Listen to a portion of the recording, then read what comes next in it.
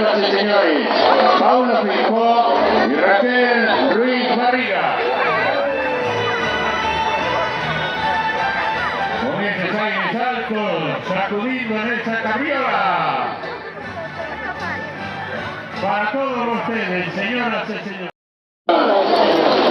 Joven y atractiva sobre la vega.